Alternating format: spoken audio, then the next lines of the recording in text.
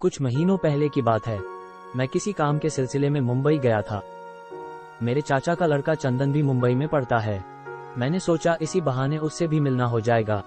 चंदन बहुत मेहनती छात्र था। घर की परिस्थिति अच्छी न होने के बावजूद उसने अपनी पढ़ाई पूरी की और अभी कॉलेज में पढ़ता था। घर से भेजे पैसे कम पड़ते थे, इसलिए वो पढ़ाई के साथ साथ पार्ट टाइम काम भी करता था। मैं उससे रविवार मिलने गया ताकि उसे छुट्टी हो और उसे बाहर खाना खाने के लिए ले गया। चंदन काफी तनाव में दिख रहा था, लेकिन उसने मेरा अच्छे से स्वागत किया। फिर हमने पास के मॉल में खाना खाया। मैंने सोचा कि इसका तनाव दूर करने के लिए क्यों न इसे कोई सिनेमा दिखाई जाए। चंदन ने मुझे मना किया, लेकिन मैं उसे जबरदस्ती सिनेमा गृह में लेकर गया। सिनेमा के बीच एक बहुत ही भावनात्मक दृश्य आया।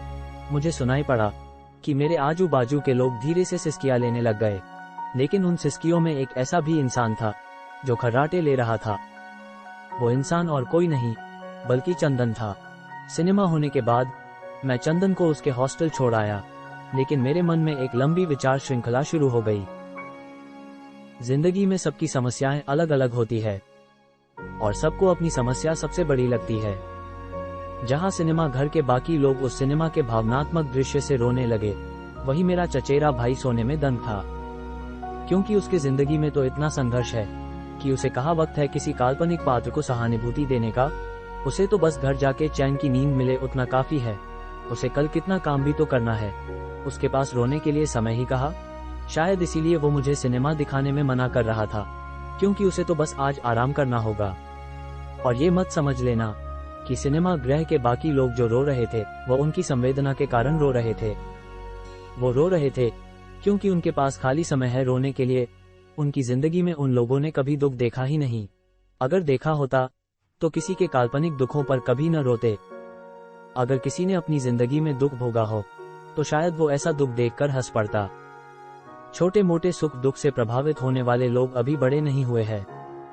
उम्र से भले ही वो बड़े हो, लेकिन मानसिक तौर पर वो अभी काफी छोटे दिखाई पड़ते हैं।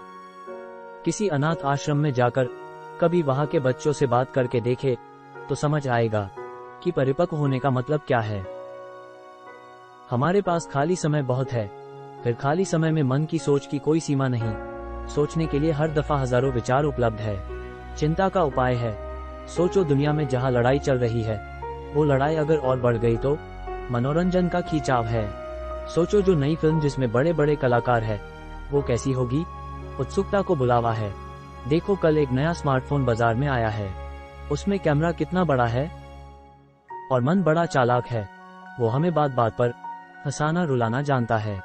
रास्ते पर चल रहे हो और देखते हो कि कोई इंसान केले के छिलके पर पैर रख के फिसल जाता है, फिर हमें बहुत हंसी आती है। सोचो ये हंसी का स्रोत क्या है। हम चकित हो जाएंगे ये जान के कि हम इसलिए नहीं हंसते क्योंकि कोई इंसान गिर पड़ा। हम इसलिए हंसते हैं कि कैसे हम उस छिलके से बच के निकल गए और कैसे कोई इंसान उसे भूल के देख नहीं पाया। जब कोई भिखारी भीख मांगने आता है तब हमें बुरा लगता है। ये बुरा लगना इसलिए नहीं क्योंकि भिखारी के पास कुछ नहीं है, ये इसलिए क्योंकि वो भिखारी कहीं न कहीं हमारे अंदर के भिखारीपन की याद दिलाता है। हम सोचते हैं कि अगर हम भी भिखारी होते तो क्या होता, और ये सोच बड़ी डरावनी लगती, इसलिए हम उसे कुछ रुपये पकड़ा देते हैं। किसी नग्न इंसान को देख 2 पल ऐसा लगता है कि हमारे कपड़े उतर गए। उसे तो कुछ नहीं लगता, लेकिन उसे देख हमें शर्म आ जाती। सोचा जाए तो आनंद होना, सुख का अनुभव होना, बुरा लगना, दुख होना, सब बेकार की बातें हैं। लोग बोलते हुए दिखाई देते हैं कि हमेशा खुश रहो। हमेशा खुश भला कौन रह सकता है। ऐसा इंसान केवल वही हो सकता है जिसने अपने मन को काबू कर लिया, क्योंकि मन की कोई भी स्थिति कभी भी टिकने वाली नहीं होती। जब हमें किसी चीज से आनंद आता है तो ये समझ लेना कि वो आनंद 2 पल का है। वो स्थिति टिकाऊ नहीं है।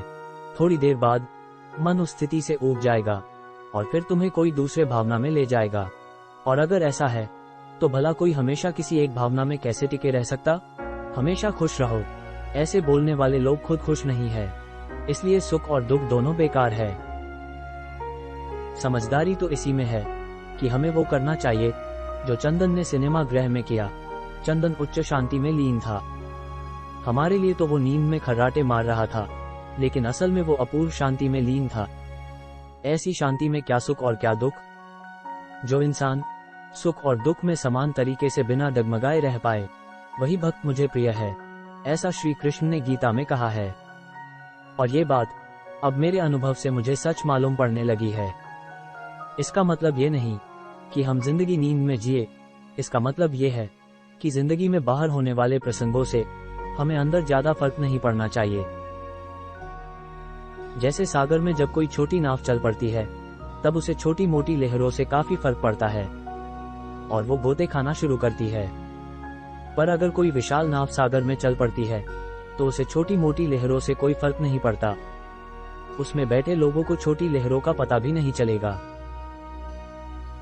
उसी प्रकार से अगर हम अपने मन को बहुत विशाल कर दे, तो हमें जिंदगी से गुजरने में ज्यादा मुसीबत नहीं होगी। जिंदगी में बाहर होने वाले प्रसंगों से हमें अंदर ज्यादा फर्क नहीं पड़ेगा। सिनेमा गृह में जो चंदन ने किया, वो इस शांति का प्रतीक है।